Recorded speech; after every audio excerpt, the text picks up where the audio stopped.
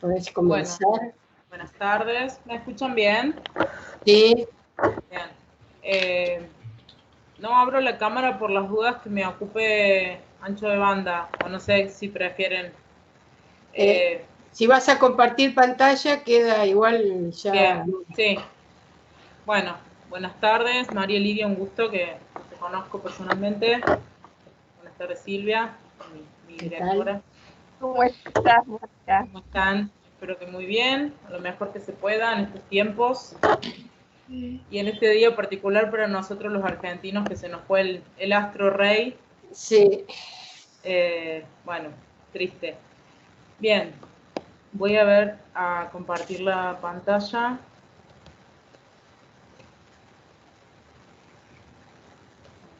Perfecto. ¿Se ve bien? Se ve bien. Bueno. Bueno, el trabajo que presentamos en este seminario, bueno, como bien dijo Silvia, es en coautoría con Jorge Luis Hernández, Mónica Donadoni y Analía Emiliosi, docentes e investigadores de la Universidad Nacional de Río Cuarto, ubicada en la provincia de Córdoba. Este trabajo está enmarcado en un proyecto financiado por la Agencia Nacional de Promoción Científica y Tecnológica, por el cual se han realizado este conjunto de investigaciones y trabajos en relación a la producción de biocombustibles en Argentina y específicamente en la producción de bioetanol en el territorio de la provincia de Córdoba, por lo cual este trabajo está basado y estructurado en función a estos resultados de estas investigaciones anteriores, analizando en esta oportunidad, frente a la pandemia, cuál ha sido el comportamiento de las empresas, teniendo en cuenta como variable el origen del capital de las mismas. Para contextualizar el tema de investigación, tenemos que decir que la producción de bioetanol en Argentina surge y se desarrolla después de la sanción de la ley 26.093 y posteriormente la ley 26.334, que no solamente crean el marco regulatorio para esta actividad, sino que también la promueven a partir de un conjunto de incentivos fiscales, como principalmente fue la creación de la demanda, estableciendo un corte de mezcla obligatorio con los combustibles fósiles, el denominado corte, que en la actualidad para el bioetanol es de un 12%. Entre otros incentivos que se establecieron por ley. Como bien lo demuestra el gráfico, la producción de bioetanol a base de maíz es posterior a la de base de caña y se registra desde el año 2012, cuando en la provincia de Córdoba comienza a producirse el bioetanol en base a esta materia prima, creciendo a un ritmo sostenido, inclusive llegando a superar al bioetanol a base de caña. Este crecimiento se ameseta fundamentalmente a partir de fines del año 2017 y todo el transcurso del 2018, inclusive mostrando un declino, y ello se debe fundamentalmente a dos factores interrelacionados. Durante la anterior gestión del gobierno nacional se disponen una serie de cambios en las disposiciones normativas que generan modificaciones en la fórmula de obtención del precio del bioetanol, es decir, el precio que las empresas bioetanoleras tienen que pagar el precio que las empresas petroleras tienen que pagar a las empresas bioetanoleras. Recordando además que en Argentina, por lo menos hasta la pandemia, el único mercado de destino era el doméstico. A eso se le suma, esta situación genera obviamente un perjuicio a las bioetanoleras en favor de las petroleras, y a ello se le suma un contexto de devaluación importante en el que, las empresas bioetanoleras al necesitar insumos dolarizados y al no actualizarse el precio, quedan en un escenario de vulnerabilidad y en relativa desventaja, ¿sí? Con respecto a las empresas petroleras. Bien, ¿qué sucede? Bueno, en el año 2020 comienza a avanzar la pandemia y el gobierno nacional, como principal medida para frenar el avance del virus del COVID, dispone lo que se denominó por decreto aislamiento social preventivo y obligatorio, que dispuso la inhibición de la circulación y el cese de muchas actividades. Ello generó una caída abrupta en el consumo de los combustibles. Y en este gráfico se ha querido, se busca mostrar y comparar lo que fueron los primeros y segundos trimestres en un periodo de 10 años, ¿sí? Discriminando por materia prima, y se observa cómo en el segundo trimestre cae abruptamente la producción y las ventas del bioetanol de las dos materias primas. En el caso del bioetanol de maíz, esta producción cae, comparando el segundo trimestre del 2019 con el segundo trimestre del 2020, en un 56% y sus ventas en un 88%. La caída de las ventas en el bioetanol todavía es más drástica que la que ocurre en el biodiesel, porque el biodiesel se mezcla con el gasoil, que fue más utilizado en las actividades que se consideraron esenciales, por ejemplo, las relacionadas a la actividad agropecuaria. Entonces, digamos, la crisis que venía desarrollando el sector, con la pandemia vemos que se ve agravada fundamentalmente en esos meses de abril y mayo. Bien. En este marco, en la provincia de Córdoba, existen 3 establecimientos productivos que aportan a ese corte obligatorio, y en el año 2019 la producción cordobesa representó casi el 70% del bioetanol de maíz. Perdón. Estos establecimientos tienen diferente conformación de capital. Están ubicados, bueno, como bien les señala el mapa, en la zona centro-sur de la provincia de Córdoba y, bueno, tienen unas características diferentes según el capital que las conforma.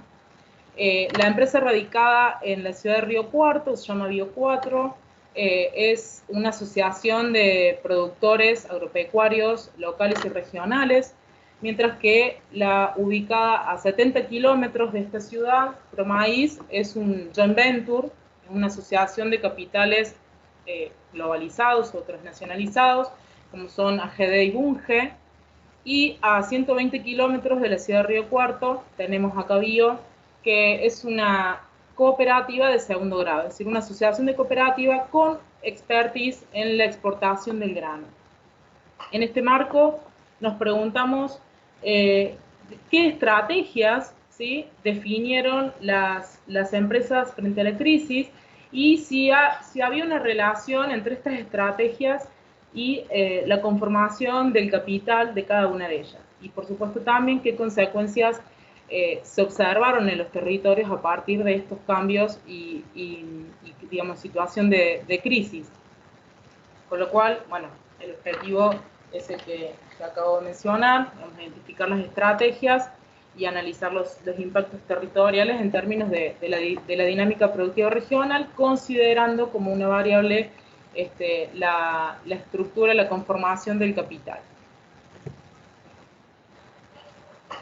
¿Cómo observamos estos cambios, digamos, y estas estrategias? Bueno, identificando variables que nos permitieran dar cuenta de, bueno, cómo impactó y cuáles fueron estas estrategias.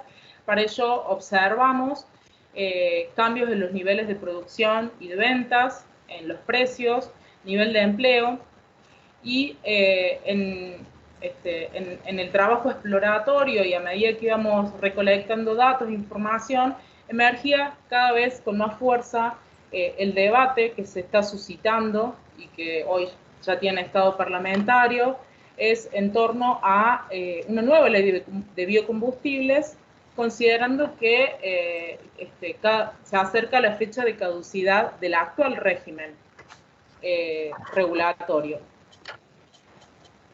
Para ello realizamos entrevistas a representantes de la industria, a CEOs y representantes de la Cámara Empresarial. Utilizamos datos estadísticos e informes sectoriales y se hizo un registro y sistematización de unas 30 notas periodísticas publicadas en medios de diferente alcance en medios online. Bueno, esquemáticamente los resultados de la investigación, dan cuenta obviamente que en la provincia de Córdoba los gráficos coinciden de alguna manera con lo que sucedía a nivel nacional con la industria del bioetanol. Se produce esta caída abrupta en los meses de abril y mayo, ¿sí? En lo que es producción, pero fundamentalmente en lo que es ventas. Y con una recuperación que se observa en los meses de junio, que ello se debe a, o coincide con las medidas de flexibilización que se van dando en estas medidas de aislamiento.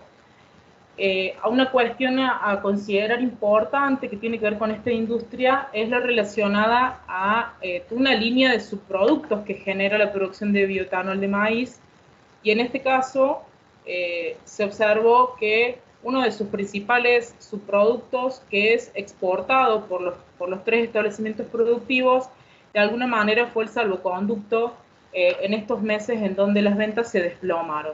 Eso tiene que ver con los granos de destilería, o lo que comúnmente se denomina la burlanda de maíz. En el caso de los 3 establecimientos, este subproducto se exporta en diferentes mercados. Bien.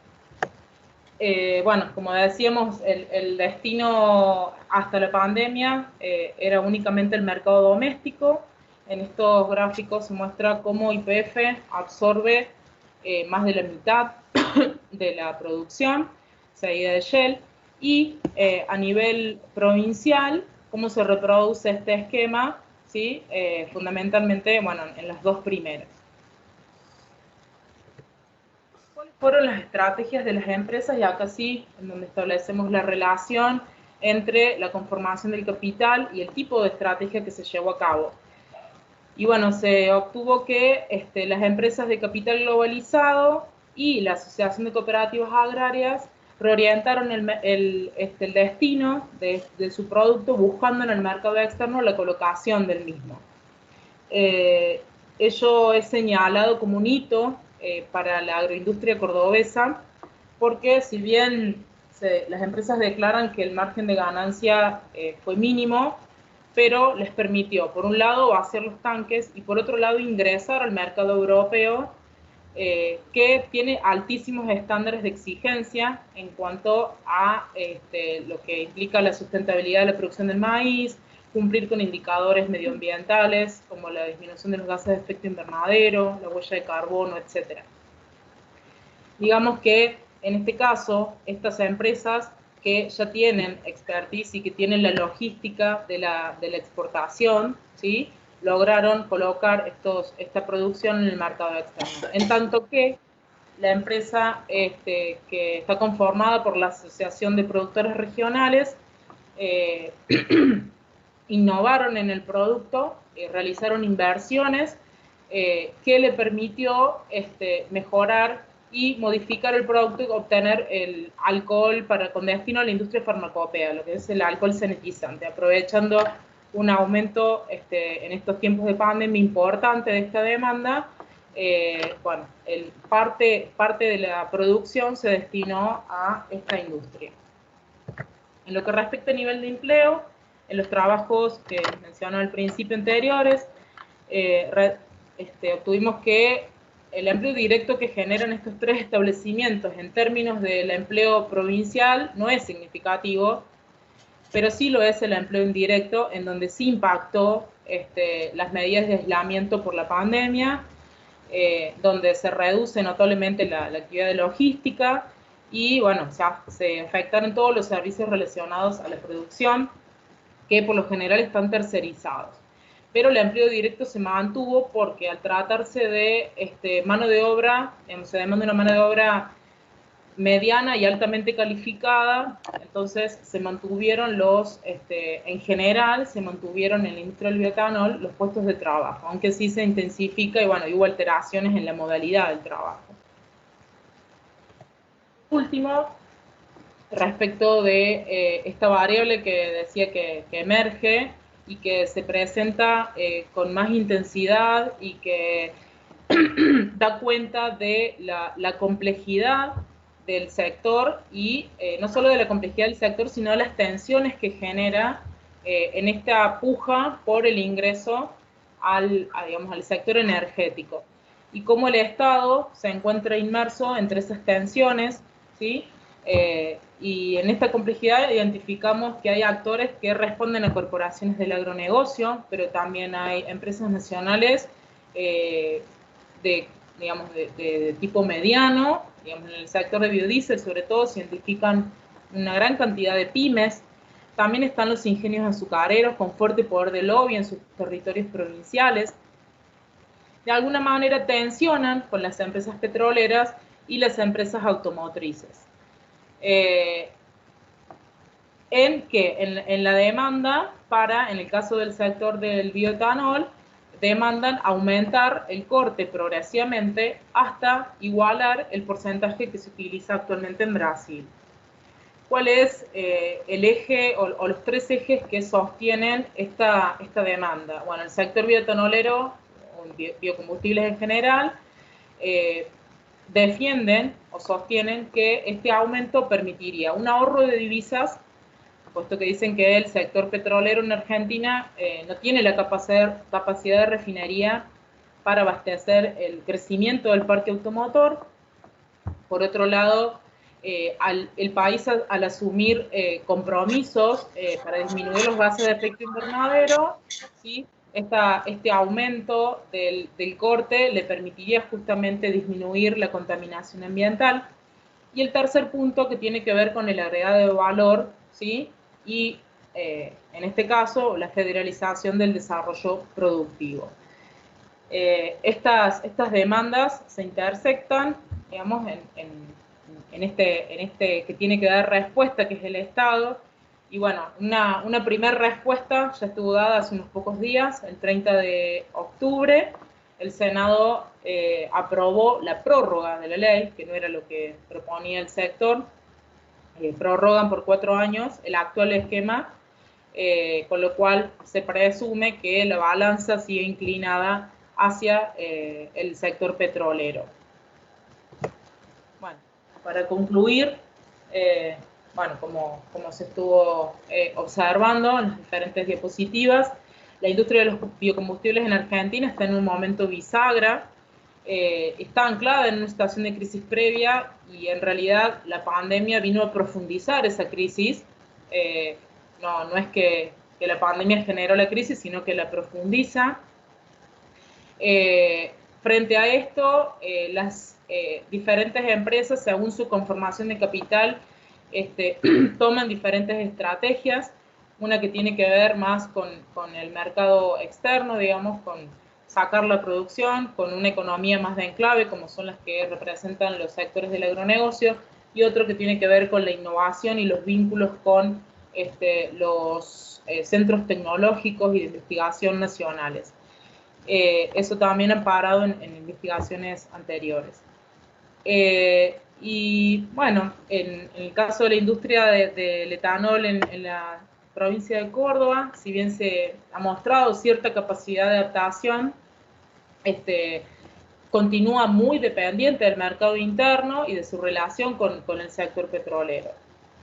Y por último, y algo que siempre está presente en estas discusiones y en los debates, es que el Estado y la figura del Estado se hace imprescindible, digamos, la acción regulatoria e interventora del Estado en este sector es fundamental, puesto que, digamos, debe intervenir en esa asimetría en la capacidad de negociar del sector petrolero y del sector de biocombustibles.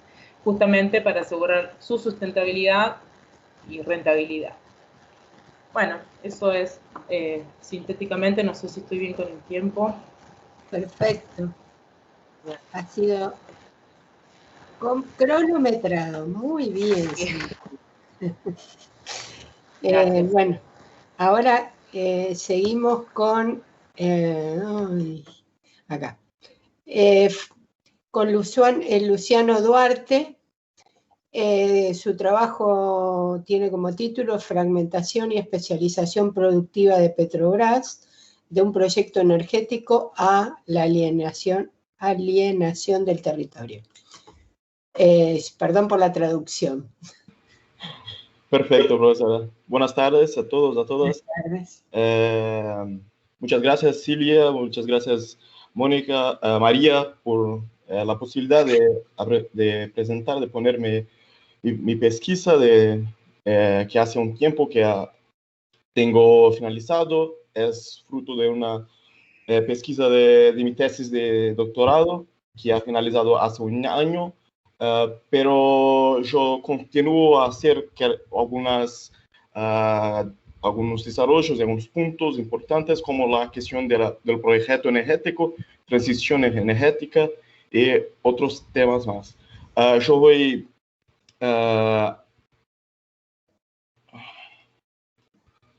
yo pido excusas para presentar en portugués. Creo que mi español es muy malo. No. Está bien, está bien.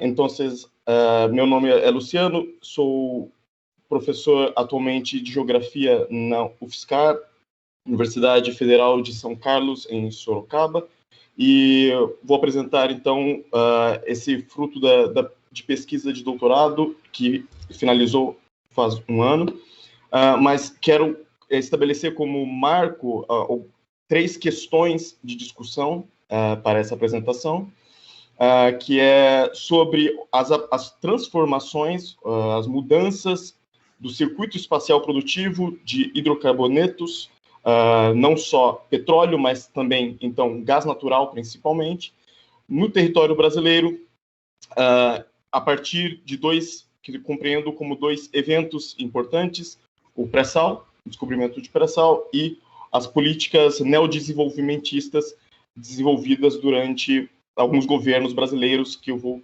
apresentar. A partir disso, desses 2 marcos temporais, quero apresentar um pouco sobre reconhecer alguns eventos, como que esses eventos abriram novos horizontes, novas possibilidades para uma possível transição energética no Brasil. No entanto, é um pouco frustrante, mais uma vez, né, mais uma frustração nesse período histórico nosso, analisar alguns efeitos que trouxeram revés, trouxeram movimentos contrários a esse encaminhamento pelas políticas neoliberais e uma nova reestruturação produtiva da Petrobras, e não só da empresa estatal Petrobras, mas também de todo o circuito de hidrocarbonetos no Brasil. Bom, então, estou entendendo o pré-sal como um evento geográfico, falo a partir de um método muito específico de Milton Santos, compreendendo que a emergência desse conjunto de recursos transforma toda a organização do espaço, transforma toda a organização de um circuito e traz novas possibilidades de usos do território. Esse circuito vai se transformar profundamente a partir, então, da descoberta, da emergência do pré-sal. Antes de falar dessas transformações, quero apresentar de forma um pouco sintética e geral, não específica, mas um entendimento mais geral de como eu entendo o circuito espacial produtivo dos hidrocarbonetos. Aqui eu apresento um conjunto enorme, de forma bem simplificada, na verdade, de etapas produtivas que envolvem tanto a produção aqui do petróleo, mas também aqui eu destaco do gás natural. Então, atividades que vão desde a exploração, que envolve o reconhecimento das reservas de petróleo e gás natural, mas também a instalação de equipamentos necessários à produção, de fato, a produção, que é a explotação do petróleo, ok? Até passando pelas etapas de transporte, por dutos, navios estocagem, por exemplo, armazenamento, passando depois para o refino ou unidades de tratamento de gás, quando o caso for exploração de gás, e todos os derivados que podem emergir a partir do refino, como os não combustíveis, mas também os combustíveis e algumas indústrias químicas que envolvem a produção de petróleo. No entanto, eu quero focar mais do que nas etapas, focar principalmente em dois tipos de agentes que perpassam quase todas as etapas produtivas do petróleo, que são essas daqui, as petroleiras integradas e as petroleiras integradas, mas que se configuram como hoje empresas de energia, né? A Petrobras, até a década de 90, quando operou como monopólio, se configurava muito como uma empresa integrada, desde a exploração até a distribuição dos seus derivados, passando pelo refino. No entanto, a partir da década de 2000, por conta de políticas estatais e decisões da própria empresa, ela começa a passar por um processo de reestruturação produtiva, ampliando o seu hall de ações para também com o próprio consumo de derivados de petróleo, buscando, por exemplo, a produção de outras matrizes energéticas, como a eletricidade, além de outros derivados de petróleo, como fertilizantes e etc. No entanto, isso tem um revés, e eu quero mostrar mais adiante. Bom, além de uma reorganização, de uma possibilidade de ampliação dessas atividades por conta do descobrimento do pré-sal, por conta desse novo recurso, volumoso recurso que se apresenta ao território brasileiro e à Petrobras, nós também temos uma redistribuição dos focos de ação das empresas e, sobretudo, da Petrobras, que passa a se deslocar, para se fazer mais presente ainda no litoral, na costa do estado de São Paulo, aqui onde se localiza a Bacia de Santos, e aqui estão os poços de petróleo onde se localizam, principalmente nesse período de 2006, quando é descoberto o pré-sal, e até 2015. Então, vocês veem que há um processo de reforço dessa produção na Bacia de Santos. E para aqueles e aquelas que não conhecem mais, São Paulo, Rio de Janeiro, conhecido como uma das maiores concentrações industriais, populacionais e econômicas do Brasil, e também a maior presença de refinarias para a transformação desse petróleo aqui localizado. Então, além de um deslocamento espacial da produção, nós também temos um processo de diversificação da empresa, né, em vários segmentos. A partir de 2002, então, com o outro marco temporal importante para a nossa pesquisa, foi os governos conhecidos como neodesenvolvimentistas, né, principalmente caracterizados, na verdade, na liderança, principalmente dos governos Lula e Dilma Rousseff. Não? Então, é notável que essa descoberta do pré-sal, ela vem por conta de um acréscimo nos investimentos da empresa, ok? Uns acréscimos no volume total dos investimentos, mas eu quero destacar, além do volume de total de investimentos, algo importante, que é a diversificação dos segmentos da indústria, das etapas produtivas que compõem o circuito, como que aparecem outras áreas de atuação que eu quero destacar mais para frente. E aqui está o marco temporal que eu considero como centro principal das políticas neodesenvolvimentistas. No Brasil, entre 2002 e 2014 e 2015, eu já não considero tanto dentro deste marco. No entanto, para discutir a questão da transição energética, o pré-sal e a Petrobras se mostram como uma possibilidade, um novo horizonte possível a se emergir a partir dessas discussões sobre transição energética de baixo carbono, de energias renováveis, etc., ganha centralidade nesses debates, né, principalmente a questão do gás natural. E, então, além de um grande reservatório de petróleo, o pré-sal também, principalmente na Bacia de Santos, aquela que eu estava mostrando lá no mapa, ela apresenta um volume muito grande de gás não associado, que é esse gás esses gases aqui que estão colocados. O que é muito menor em comparação a outras bacias que são muito produtivas no Brasil, como é o caso de Campos e do Espírito Santo. Vocês veem aqui que o gás associado e não associado, a porcentagem é muito menor de produção em relação ao gás associado e não associado na bacia de Santos. Então, além de um grande reservatório de petróleo, o pré-sal se mostra como um importante reservatório de gás natural. E esse gás natural poderia interferir, e já começa a interferir, importantemente, na matriz energética brasileira. Vocês veem aqui que o gás natural vem crescendo nos últimos anos na sua participação dentro da matriz energética brasileira, muito por conta também do gás natural vinda do pré-sal, né? Não só, mas também.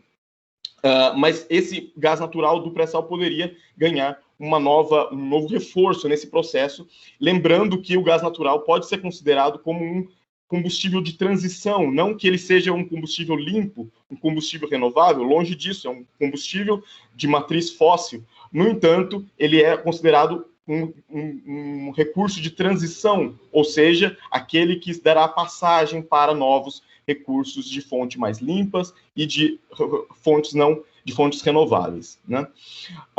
Então, o pré-sal poderia contribuir nesse sentido.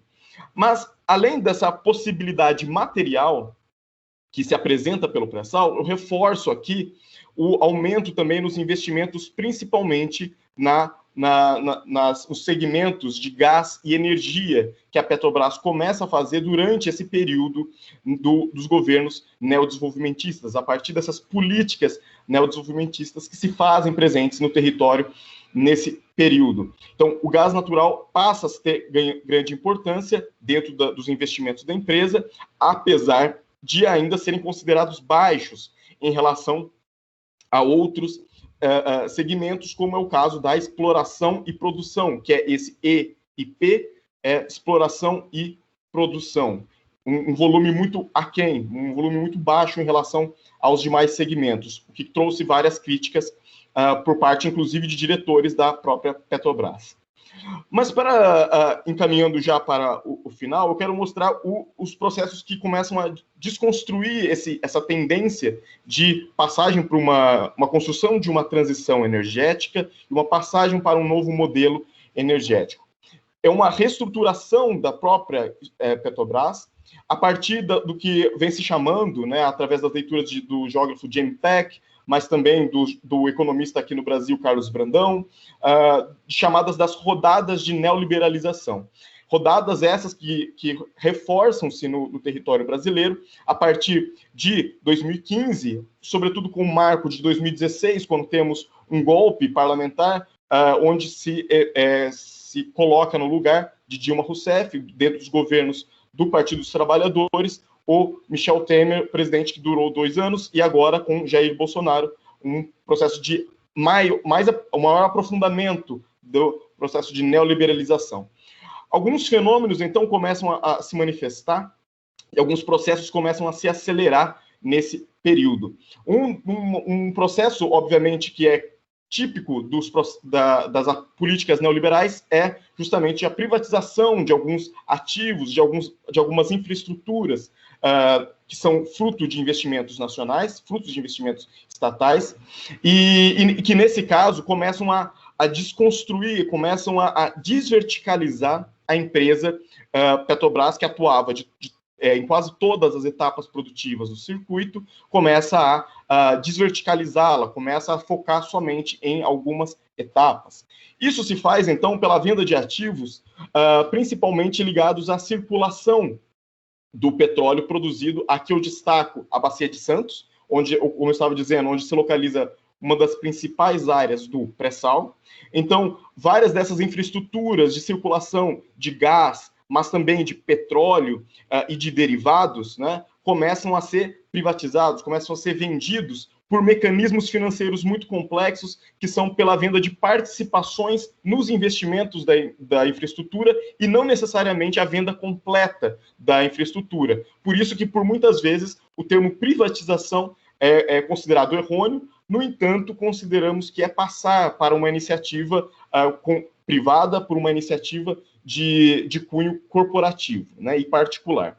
Mas além dessas infraestruturas em terra e também algumas em mar de gasodutos, oleodutos, também sofre ataque neoliberal, uma subsidiária da empresa Petrobras, que é a Transpetro, que é responsável pelos navios que levam esse petróleo em direção ao território, na verdade, ao continente, né?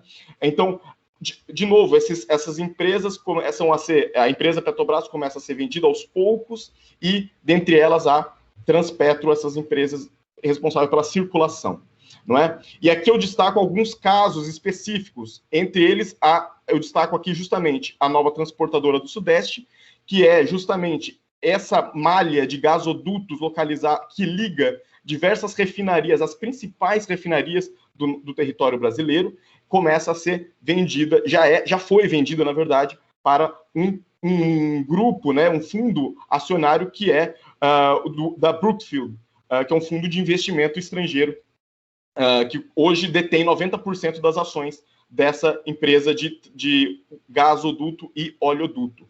Mas também outras empresas aqui ligadas à distribuição e circulação do petróleo. Além da circulação, começa também a ser afetadas algumas áreas da Petrobras e algumas etapas produtivas do circuito, ligadas principalmente ao consumo. E aqui eu destaco algumas áreas alguns ativos, algumas infraestruturas que eram fundamentais, como, por exemplo, o polo petroquímico lá de Suape, no estado do Sergipe, no Brasil, onde você tem a venda de 100% dessa participação petroquímica da Petrobras. Mas, além dessas que estão listadas aqui, também destaco as empresas de fertilizantes, que são muito utilizadas para a agricultura, também são vendidas. E, além disso, ainda não foram fruto de venda completa, mas sofrem um ataque constante pelo governo, é a venda das refinarias brasileiras, principalmente as refinarias do Sudeste brasileiro, ok? E isso mostra, né, uma redução não só dos investimentos, então, nessa nova rodada de neoliberalização, não só uma queda no volume total, mas também um processo de regressão da empresa às atividades, especialmente de exploração e produção. Por isso que ela se volta num processo de especialização produtiva nessas etapas de exploração e produção do petróleo bruto e não dos seus derivados, que podem ter relações com o setor energético, né? Então, além de vender esses ativos, novos investimentos começam a ser cortados dentro da empresa. Então, vocês veem uma especialização de investimentos, principalmente na exploração e produção.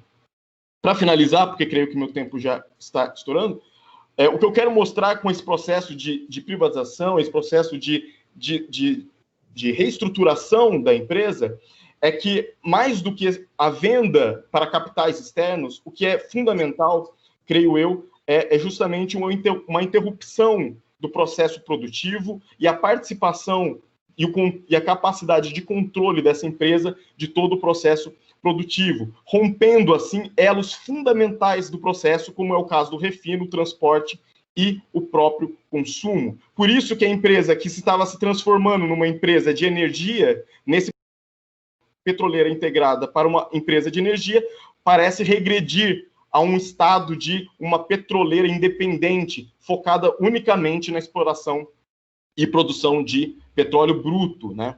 E aí, algumas considerações finais, que creio eu que, apesar do pré-sal ter trazido a possibilidade de maior autonomia e uma possibilidade de construção de uma transição energética, dados os grandes volumes desses reservatórios de petróleo e gás natural, a menor integração e participação da Petrobras no controle desse circuito e na coordenação desse circuito produtivo de hidrocarbonetos não garante, enfraquece a possibilidade de uma soberania e um abastecimento energético territorialmente justo e socialmente justo, né?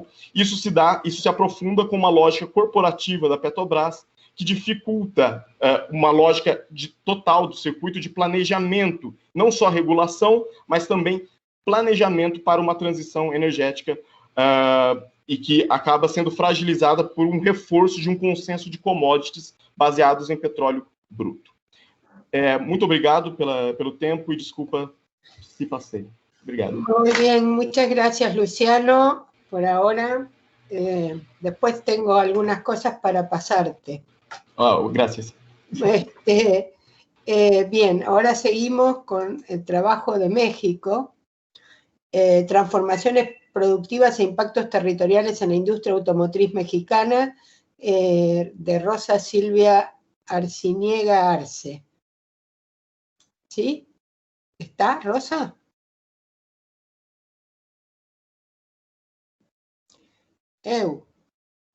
Sí, acá está.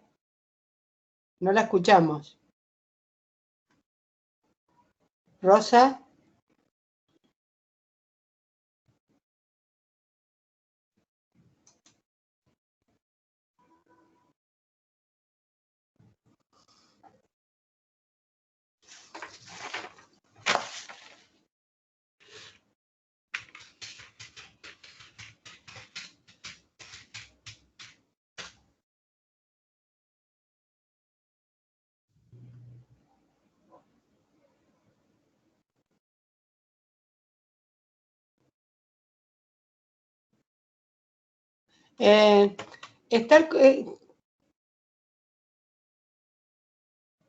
Perdón, no encuentro, o sea, me pareció verla entre los presentes, pero acá está, pero no sé qué pasa, no aparece en... ¿Tendrá algún problema con la... Perdón, el coordinador técnico? ¿Quién es? Oi, professora. Algum problema ahora... na sala? ¿Está en la sala? Sim. Bien. ¿Quién sos, Rosa? Não, eu sou suporte técnico, professora. Bueno, acá tiene un trabajo, el que tengo es Rosa Silvia Arciniega Arce. Yo la veo entre los presentes, pero no sé qué pasa. Ela está na sala. Ela está na sala. Sí, está en la sala. Acá está Rosa Arciniega, invitado, está. Sim, ela está. Eu vou tentar ativar o microfone dela para ver se ela nos ouve.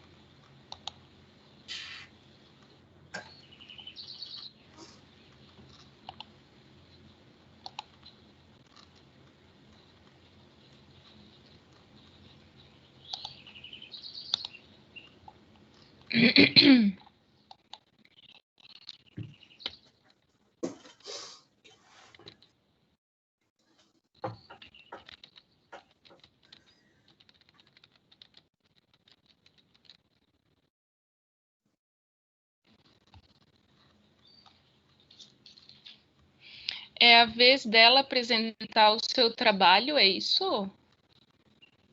Ella presentó, sí, está y figura como presente. No sé. Que estranho, porque ela es muy extraño porque está como que estuviera en la sala. Eso es lo que me llama la atención.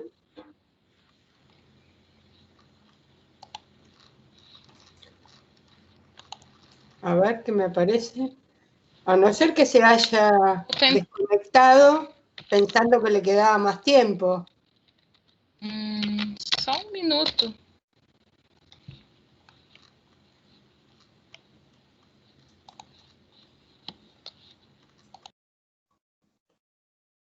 No tienes el correo de ella, ¿no?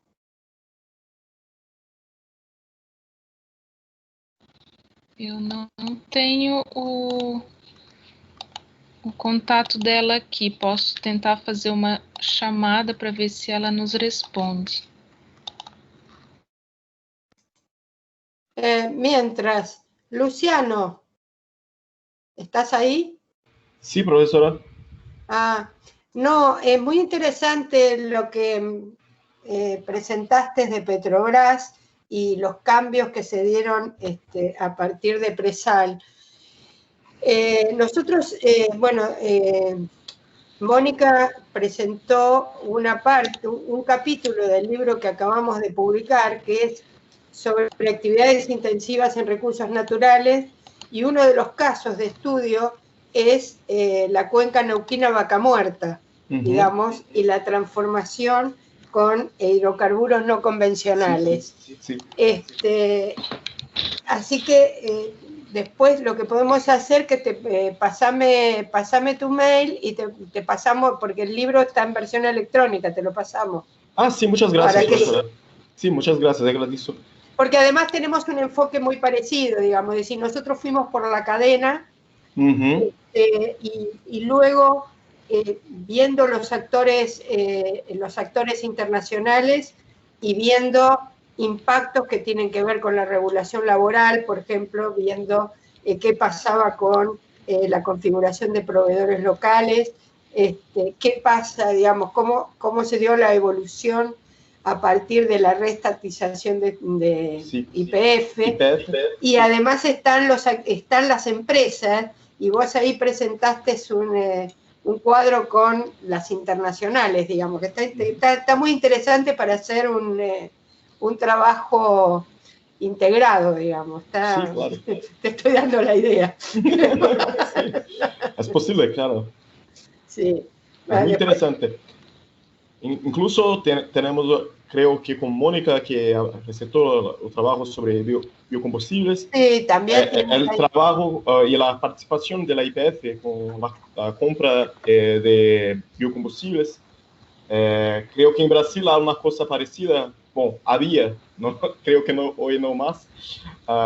Después de las políticas neoliberales, creo que la Petrobras no hace una participación muy integrada con la cuestión de los biocombustibles hoy, pero nosotros ha pasado un proceso de integración con los biocombustibles a partir de Petrobras, de la acción de Petrobras, claro, que es muy central en la organización y la planificación del sector energético en todo el territorio. Creo que esto es muy, muy sencillo a nosotros. Ótimo. Eso pensaba mientras exponías la relación de los biocombustibles con los fósiles, porque bueno, también en este debate que yo presentaba, el sector de biocombustible todo el tiempo está comparando la utilización de los biocombustibles y los altos porcentajes de utilización de biocombustibles en Brasil, y cómo la industria automotriz también se ha estado adaptando y se han logrado los consensos para que, creo que se conectó Rosa, para que eso se fuera posible. Por ahí también estaría bueno estar realizando alguna integración desde ese punto de vista, digamos. Sí. Sí, no, tiene... Hola. ¿Sí? Hola. Silvia, María Lidia. Soy Rosa Zúñiga. La grabación. A ver. Bueno. Perdón. No te veíamos. Uy, no, es que he tenido problema técnico, no sabía. Por eso. Bueno, Rosa, tienes exactamente 20 minutos de exposición. Ya, rápidamente, gracias por favor. No, es que imaginamos que habías tenido algún problema porque acá apareces como presente. Claro, sí, desde temprano, gracias. El PowerPoint. Bueno, ¿puedes pasarlo? Si es lo que voy a tratar. Bueno. Voy a compartir. A ver, vamos a ver. A ver si... Déjame ver, aquí voy a quitar video. Y le voy a picar aquí. Acá,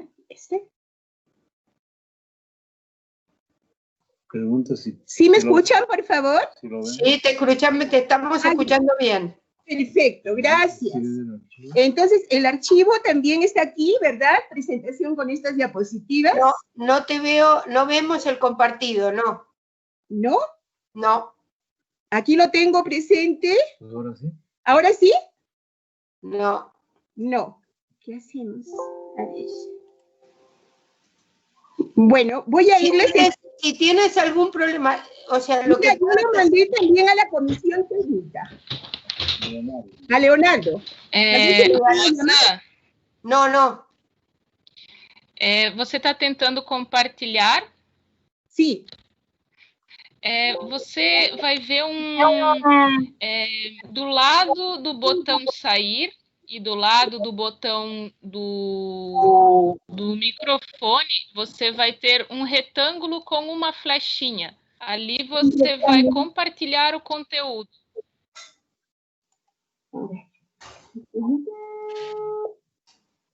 Para compartir, no podemos compartir. Ya tenemos audio y video, pero no puedo compartir. Hay que picar, parece, algún lado. De todos modos, voy a hablarlo. Puedes pasárselo a... el botón de compartir es una flechita que está acá al medio. Es un recuadro con una flechita. Claro, ahí me estoy poniendo. A ver, permíteme. A ver, voy a intentarlo nuevamente. Y luego me sale todo el problema. Sí. Me sale toda la pantalla y... A ver. Vamos a ver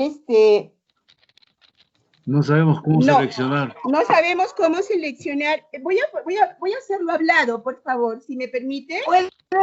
Puedes hacer, donde dice escritorio, ¿tú tienes el Power abierto en tu computadora? Lo voy a leer. Ajá, a ver. No, pero digo para compartir, porque entonces lo picás ahí y lo ve. Sí, pero no... Tengo el problema de... Ya, allá lo tengo a la vista yo mi PowerPoint. Bueno. Okay. A ver. Voy a ir leyéndolo. Dale clic a tu PowerPoint, pone compartir pantalla. Sí, le quiero dar compartir pantalla, pero no me lo permite. Não? No. Professora, pode encaminhar no meu Gmail que eu compartilho a minha tela daqui, pode ser? Te lo paso, Silvia? Este endereço de e-mail que está aqui, me envia o PowerPoint que eu compartilho ele. ¿A qué mail, por favor? ¿Al mail de quién? Está no chat. ¿Lo mando al mail? Mira el chat. Isso, o e-mail está aqui no chat. A María Lidia. Lo voy a mandar al mail de María Lidia. No, porque no está María Lidia, no. Ah, ¿a quién se lo mando? Acá, a Tatiana. Al mail de Tatiana. ¿Cuál es tu mail, Tatiana? Tati, T-A-T-I. ¿Me lo puedes mandar, por favor? No lo tengo. rsarciniega @yahoo.com. Lasta, Lasta, @gmail.com. No lo puedo capturar, Tatiana. Hotmail. Vamos a ver. A Hotmail.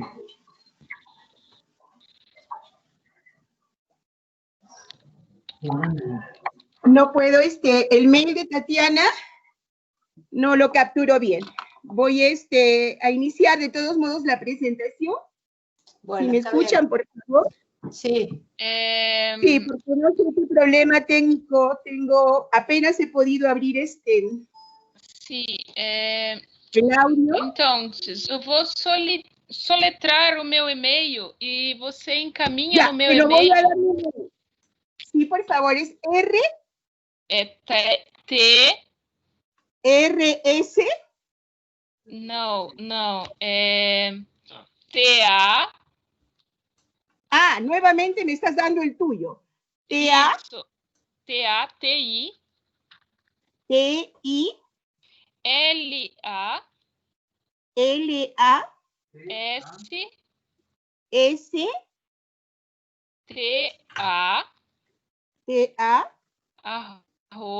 @gmail.com. Ya, gmail.com.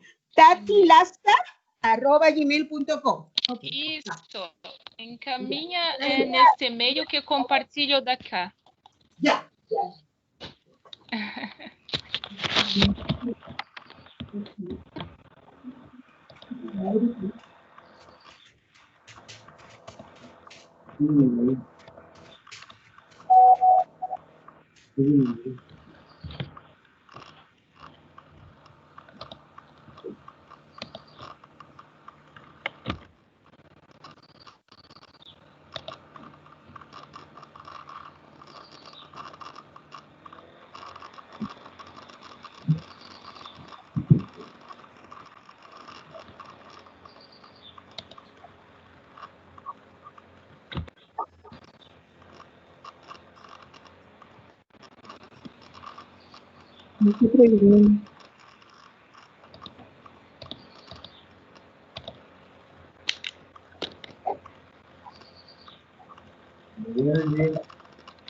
¿Ya se envió? Só um momento, vamos ver se...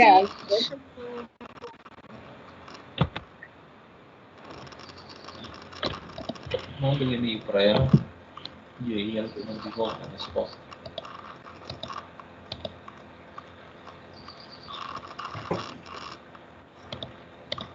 Sim, chegou para mim o arquivo. Eu vou compartilhar o desde a minha tela, tá?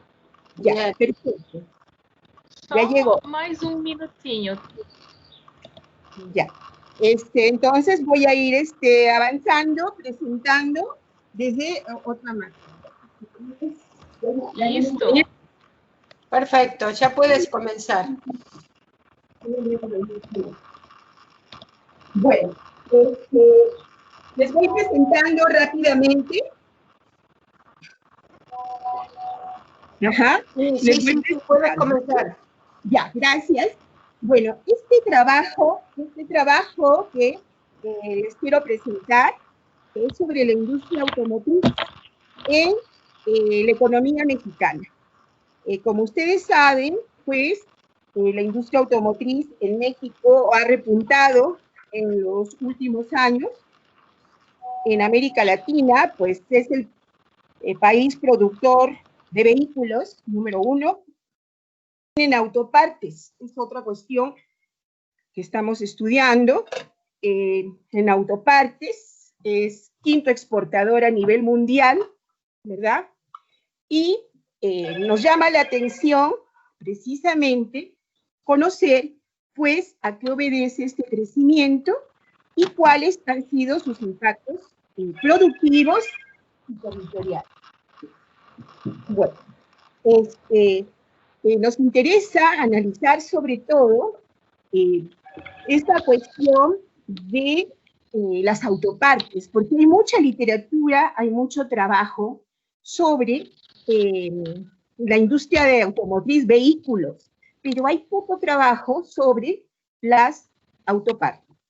Lo que hemos estado viendo aquí en esta investigación fue finalizada el 2018 y la hemos desarrollado desde la UAM, desde la Universidad Autónoma Metropolitana. Entonces hemos querido conocer un poco acerca de el crecimiento, las características que presenta esta industria automotriz mexicana, sobre todo desde que inició el TELECAM, o el Tratado de Libre Comercio, y el ahora pues denominado TEMEC, ¿verdad? Se acaba de firmar la nueva negociación, es el marco normativo que rige las relaciones entre los tres países que conocemos del norte, ¿verdad? El objetivo central, entonces, si me ayudan con los objetivos, es analizar el crecimiento, los impactos territoriales de la industria automotriz, y lo que hacemos es enmarcarlo dentro de una nueva división internacional del trabajo. También nos interesa, ahí en los objetivos, ustedes lo pueden ver, las estrategias. ¿Cuáles son las estrategias empresariales para que pues México tenga esta nueva modalidad en cuanto a producción. Hemos destacado sobre todo dos estrategias.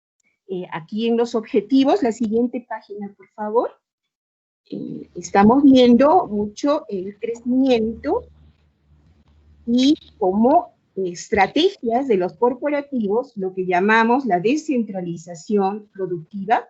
Son muchas plantas nuevas, se está incrementando mucho el empleo también, y por otro lado es las políticas que llamamos de externalización, en el sentido de muchas actividades productivas, muchas que se están, digamos, delegando a empresas proveedoras. Entonces lo que hemos hecho es estudiar no tanto las terminales, porque hay mucha literatura sobre las terminales, sino en analizar pues, esos procesos en las autopartistas. De hecho, a ver si me ayudan con el siguiente, ¿cuál es la metodología que se usó? Bueno, seguimos un poco toda esta conceptos que ya están bien, digamos, manejados desde hace años, el de la reestructuración productiva y modelos productivos, ¿verdad? Nos situamos en ese cambio a partir de los años 70 y en México mediados de los 80, que empiezan las automotrices pues a reestructurarse, a pasar de un mercado cerrado y protegido, empieza a, digamos, todo el proceso de cambios que implica producir ya para el exterior. Prácticamente 80% de la producción se va para exportación. 10 de cada 10 empleos, 9 están en el sector de autopartes.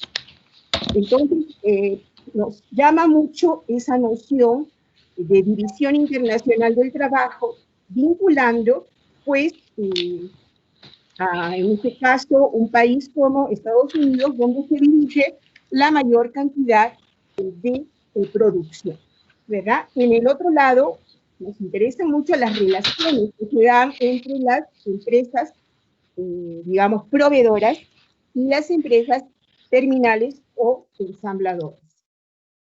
En cuanto a los impactos territoriales, no hemos querido tanto entrar a una cuestión de distritos industriales ni sistemas productivos locales, porque lo que hay es como empresas en red, pero son empresas internacionales. Son empresas de tamaño grande, de origen diverso, tanto americano como europeo. Por supuesto, también ya hay muchas japonesas, ¿verdad? Y, digamos, en este caso creo que tiene mucho que ver tanto el Telecam y ahora con sus innovaciones en TEMIC. Bueno, pasamos rápidamente a un poco, si se dan cuenta ustedes aquí en la investigación, no hemos querido incidir tanto en las terminales, sino en las autopartistas. Pero como es una cuestión bastante integrada, lo que hemos visto es que en uno y en otro se dan similares modelos productivos. Por ejemplo, tanto en terminales como en proveedoras de partes, ellos trabajan bajo la modalidad de producción flexible. También trabajan bajo la modalidad de la producción adelgazada, o lean production. También trabajan, o sea, en forma muy similar con tecnologías altas. Hemos visto también que gran parte, sobre todo las que son de nivel 1 o Tier 1, trabajan bajo, digamos, modalidades que implican mucha colaboración entre ellas. En este caso, hablamos de una empresa red o redes de empresas y nos interesa mucho profundizar pues en esas relaciones o interacciones que se dan entre las empresas. Aquí, por ejemplo, lo que nos llama la atención es que después de la crisis del 2008-2009, se ha incrementado la participación de inversión extranjera en este sector, han aparecido nuevas plantas, ha llegado, por ejemplo, la Audi alemana, que ya está en Puebla, ha llegado también Mazda, japonesa, ha llegado Kia, la coreana, ya está en el norte, en Nuevo León. Han llegado muchas empresas después de la crisis del 2008-2009. Entonces, eso nos motiva a seguir estudiando cuáles son las estrategias globales de las empresas en este nuevo contexto. Lo que estamos planteando aquí creo que es básico. Nos vamos un poquito más adelante, por favor, a la diapositiva de hipótesis. Aquí lo que queremos ver es cómo está esa reestructuración económica global de la industria automotriz, cómo es que se presenta en México.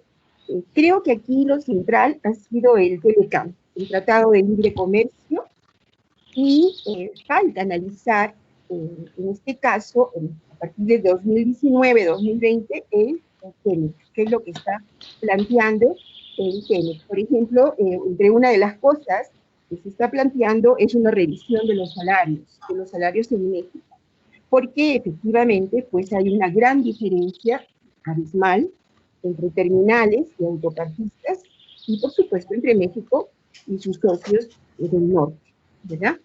Es un tema que estamos analizando en cuanto a esta situación. Se han desarrollado estudios de casos, hemos hecho estudios de casos en distintos lugares de la República. De hecho, ustedes deben conocer pues, que están situados estos corporativos, sobre todo en la región de la frontera norte, pero hay una nueva región que está emergiendo con fuerza, que está en el centro occidente, y que esa nueva región pues se denomina Bajío, tiene muchas nuevas plantas ensambladoras, como por supuesto grandes corporativos de autopartes. Entonces se está dando toda una nueva reconfiguración productiva y una nueva organización industrial. Evidentemente, estos procesos se han dado desde hace décadas, pero ahora quieren una nueva personalidad, unas nuevas características que lo que me permiten un poco concluir es de que se sella la integración, tanto productiva como territorial, con el norte. Yo quisiera ir a las diapositivas últimas, no sé si me puede ayudar el gráfico 1. Nos vamos al gráfico 1, si me puede ayudar, Tatiana.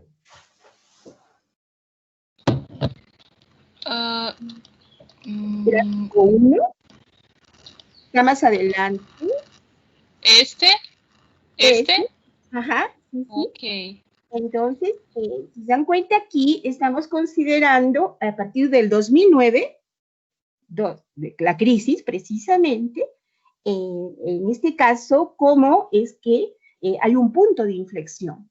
Hay un punto de inflexión en el cual países, bueno, como México y también Brasil está por allí, evidentemente China y Corea, asumen una postura, pues, hacia arriba. ¿Podemos ir al gráfico 2, por favor? El gráfico 2. En este caso, si ustedes observan el gráfico 2, tenemos en rojo producción de Canadá, nuevamente con cambios a partir del 2009. En verde, la producción de México, ha repuntado después de la crisis del 2009, y en azul, pues la producción americana, ¿verdad? En Norteamérica es Estados Unidos, bueno, sí, pegó muy fuerte la crisis en el 2009, y se dan cuenta que la brecha, pues, se está un poco reacomodando, ¿verdad? Tengo un gráfico 3, en este caso me gustaría, por ejemplo, compartirles el gráfico 3.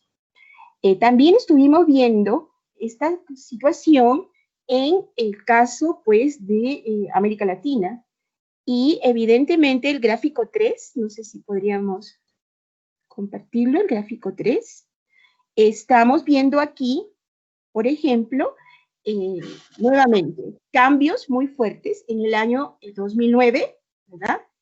donde, digamos, México inicia un proceso de crecimiento hasta el 2018, 2019, antes del COVID, pues muestra una gran expansión, la producción, también la exportación de vehículos y de autopartes. En el caso de Brasil, pues superó a Brasil. En el caso 2014, ustedes tienen una gran crisis, 2016, ahí estamos viendo, y bueno, se mantienen esas diferencias. El siguiente gráfico, por favor, el 4.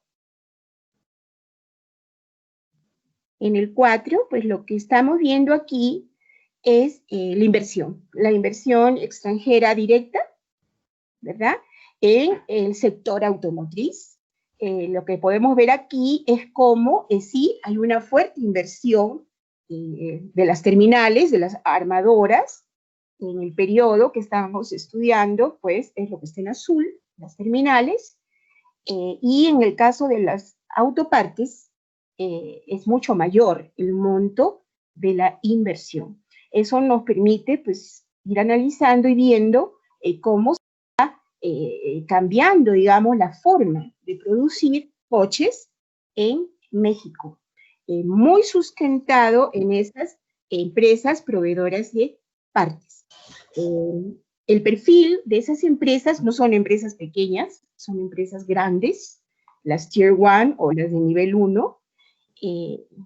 Hay predominancia del capital americano, como les decía. Son empresas que cuentan con alta tecnología, también cuentan con muchos, digamos, opciones de logística y de servicios. Aquí en el gráfico 5, me acompañan por favor, gráfico 5, y ya con eso concluyo, es el personal ocupado, el empleo, del cual hemos estado hablando desde temprano. Bueno, aquí el empleo, si ustedes se dan cuenta, en azul figura el personal ocupado en las armadoras, en las terminales. En rojo figura el empleo en el sector de autopartes. Evidentemente, si se dan cuenta, sí ha habido crecimiento del empleo. Ahora se discute mucho sobre la calidad del empleo, porque no es, en general, no hay personal tan altamente calificado como pensamos, ¿verdad? Además, se está discutiendo mucho esta cuestión del empleo, más allá del número, por la cuestión esta de la industria 4.0, donde el sector automotriz, pues, digamos, está presidiendo un poco o adelante en cuanto a otros sectores de la industria. Entonces, se está analizando un poco cuál sería el impacto sobre el empleo. No está de más decir que, se dan cuenta, está como conclusión, digamos, general de este trabajo, seguir profundizando en esas estrategias de los corporativos, por supuesto, acompañado de las políticas industriales, laborales del Estado mexicano, ¿verdad? El Telecán mismo, TEMEC, ahora es un caso concreto, ¿verdad? Por ejemplo, allí nos facilita información sobre lo que va a ocurrir con los salarios. Parece ser que los salarios se van a incrementar, pero en las terminales. Si se dan cuenta, las terminales no ocupan mucho personal. No en las partes, no en las autopartes. También se está sugiriendo a través del TEMEC insumos de mayor procedencia de nivel regional, más que insumos de otros lugares, como China, por ejemplo, o Japón, por ejemplo. Se está proponiendo incidir en insumos de componente regional, lo cual pues, nos permite avisorar que van a seguir los cambios en esta industria. Nos interesa también ver qué tanto hay convergencia o no convergencia en cuanto a las formas de producir, ¿verdad? Entonces, estos resultados empíricos nos llevan también a una discusión teórica. acerca de la convergencia o divergencia de estos modelos productivos. Nos preguntamos si estas fuerzas del mercado impulsan de manera universal la conformación de un modelo productivo, si esta es la forma ya de producir universal, o las condiciones locales y los propios gobiernos nacionales qué diferencias marcan en los diferentes contextos productivos. Entonces, pues, queda mucho todavía por estudiar, ¿verdad? También queda pendiente seguir analizando si estas vías de desarrollo son vías altas o vías bajas de desarrollo, porque si en el mismo sector se ha encontrado, pues, no solo alta flexibilización del trabajo, sino precarización del trabajo. Y los salarios, si bien son mayores a los de la manufactura mexicana, son muy diferentes a los de los socios comerciales del norte, ¿verdad? Entonces se está estudiando esta cuestión de sí crecimiento de la industria, pero también de cuántos pendientes existen. Por ejemplo, se ha consolidado una mayor integración con el norte, pero también una alta vulnerabilidad y dependencia con el norte. No sé, habría que ir profundizando en esto, pero era lo que yo les quería compartir con estas diapositivas. Gracias. Bueno, muy bien. Espacio de preguntas. Si no, nos quedamos solos.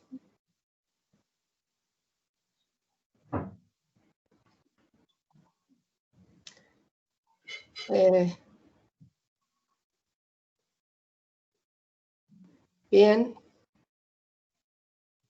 ¿Alguna por chat?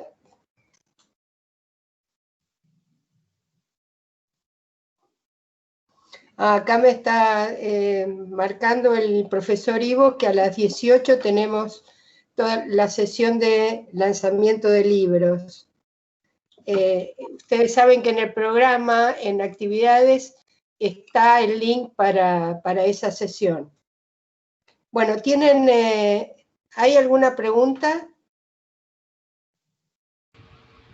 ¿Yo puedo hacerlo, profesor? Sí, está abierto el espacio, tenemos unos 5 o 10 minutos, así después podemos descansar un ratito antes de la sesión de libros.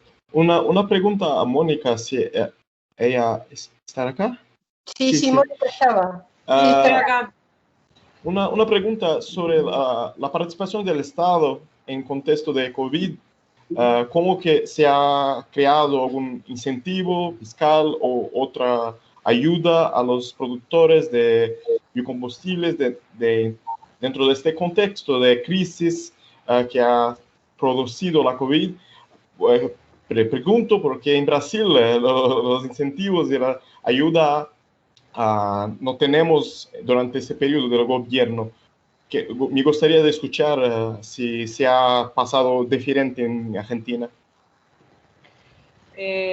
No, específicamente en términos de ayuda por el impacto en realidad el COVID, las medidas de aislamiento no hubo. Lo que sí se registró después de muchos meses de demandar frente, digamos, a esta política de modificación de la fórmula, esta fórmula que se estableció con el régimen, con esta ley, bueno, se modificó y bueno, el precio quedó congelado, digamos, antes de asumir la actual gestión del gobierno nacional, la gestión liderada por Cambiemos congeló los precios. Eso implicó una demanda sostenida para resolver esta situación y que, bueno, como yo mostraba, se agrava con la pandemia y luego de estas demandas, lo que sí hubo un aumento de precios, pero no hubo otra vez, digamos, la modificación de la fórmula de tal manera que los precios que se pagan a las bioetanoleras se ajustaron a los costos, digamos que es una de las cuestiones que están reclamando al Estado.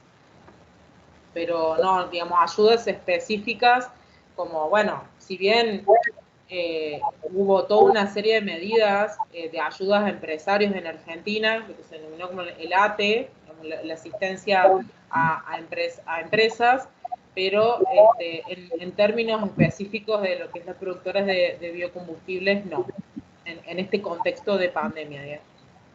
Lo que sí ahora se está, digamos, esperando esta cuestión del debate, digamos, en la Cámara de Senadores ya aprobó la prórroga, lo cual de alguna manera calma los ánimos digamos, del sector, porque de alguna manera le da cierta previsibilidad, pero no responde tampoco a las demandas que ellos están haciendo para, bueno, obviamente la puja es ingresar en el sector energético, y se encuentra con los gigantes del sector petrolero, que bueno, le complican bastante el panorama. No sé si respondo, Luciano. Sí, muchas gracias, Mónica. Gracias a vos por la pregunta. Oye, Luciano, en la matriz de consumo de Brasil, de consumo energético, la proporción de gas es aún baja, ¿no es cierto? ¿Si es baja? Sí. Sí, es baja hasta hoy. El consumo interno, porque ustedes tienen más, en la matriz energética tienen más consumo eléctrico. Sí, pero de entre todas las fuentes energéticas, la matriz de combustibles fósiles es muy importante, sobre todo para las vías de alto transporte de camiones, entre otras cosas. Pero para energía eléctrica, sí, hidroelectricidad es la principal, sí. Pero dentro de la matriz energética como total, hay una participación muy importante de petróleo. Claro, pero digamos, la nueva cuenca, es decir, esto de Prosal, es decir, incentivaría el consumo de gas. Sí, sobre todo en São Paulo, que es un alto consumo de gas natural, mismo por los altos, que utilizan mucho o gas natural. Ajá. Perfecto. Sí. No, porque nosotros, o sea, porque Argentina sí tiene su matriz de consumo energético, es básicamente gas. Sí. Y de hecho, digamos, Vaca Muerta lo que permite es, digamos, disminuir la importación, al contrario, autoabastecerse y generar un plus de exportación. Sí. Bien. Luciano, ¿puedo? Claro.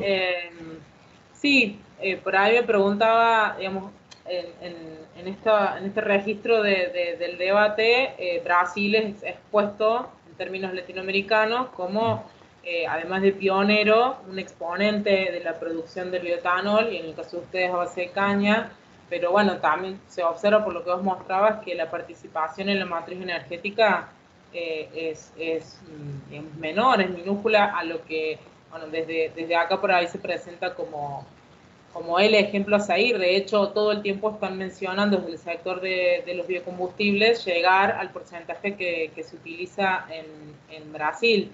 ¿Qué relación, digamos, hay con, digamos, qué relaciones existe entre el sector petrolero y este sector y el Estado en este caso? Si bien digamos, en Brasil se exporta el bioetanol, a diferencia de lo que sucedía en Argentina previo a la pandemia, pero la participación sigue siendo baja. Sí. Sí, la producción de biocombustibles es cambia muy rápido porque es muy sencilla a las oscilaciones del mercado de commodities internacionales. Entonces, los productores, que son mayoritariamente privados, son muy sencillos a esas fluctuaciones del mercado. Entonces, hay una disputa muy grande dentro de los productores que van a producir biocombustibles o azúcar. A periodos en que las commodities de biocombustibles son favorables a exportación de biocombustibles, entonces van a producir biocombustibles. Pero a momentos como hoy, que no es nada atractivo la explotación de biocombustibles, entonces pasan a producir azúcar. Claro. Entonces, hay un conflicto muy grande entre los productores. Pero hay también un conflicto con las petroleras y los productores de gas natural, que es muy cercana, es muy próxima a los productores de gas natural, que es sobre todo en São Paulo, y los productores de biocombustibles también se tratan en São Paulo, en el mismo estado. Entonces hay un conflicto, porque el gas natural para los coches, para los transportes de rodovía, ha ganado muy espacio el gas natural. Entonces hay un conflicto muy grande entre los productores de biocombustibles y los productores de gas natural, sobre todo Petrobras, pero hoy hay una abertura del mercado de gas natural en Brasil, sobre todo con estas privatizaciones de líneas de transporte que yo mostré, que hay una privatización y una abertura del mercado de gas. Entonces, creo yo que la disputa entre los actores de producción de biocombustibles y de petróleo, sobre todo gas natural, a ganar una fuerza y una disputa cada vez más fuerte, sobre todo pautada por los precios internacionales de commodities. Por esto que yo defiendo que hoy hay un refuerzo de las lógicas de las commodities, como habla Maristela Svampa y otros pesquisadores en Argentina. La lógica de las commodities ha ganado con los gobiernos neoliberales un refuerzo muy más profundo que los gobiernos neodesenvolvimentistas en Brasil. ¿Por qué? Porque los gobiernos en Brasil de Lula y Dilma han investido muy dinero y muy fuerza política en la Petrobras. Pero la Petrobras de una forma de una empresa energética y no solo una empresa de explotación de petróleo. Esto es mi defensa, que al mismo tiempo que hay una explotación mejor de petróleo, eso es verdad, pero no es una explotación de commodity, de petróleo commodity, pero un petróleo integrado a la producción de energía y de otros productos derivados de petróleo, como fertilizantes y de otros productos, incluso algunos de biocombustibles, que hay investimentos, hay inversiones de Petrobras en biocombustibles, sobre todo en pesquisa de biocombustibles. La Petrobras es la principal empresa que investe en pesquisa de biocombustibles en Brasil. Es paradoxal, pero es una empresa muy grande que investe en pesquisa en todas las áreas de pesquisa universitaria. Entonces, creo que hoy hay un proceso de aprofundamiento de la lógica de las commodities y con esto una disputa muy profunda entre los actores privados, sobre todo también participando Petrobras, creo yo. No sé si respondí también. Sí. Bueno, muchas gracias por la pregunta. Bueno, vamos a cerrar esta sesión. Bueno, tenemos presentación del libro a las 18 horas y mañana vamos a estar de 10:30 a 12:15 en la sala 20. Bueno. Muchas gracias. Muchas gracias. A todos. Nos vemos. Nos vemos. Chao, gracias. Gracias.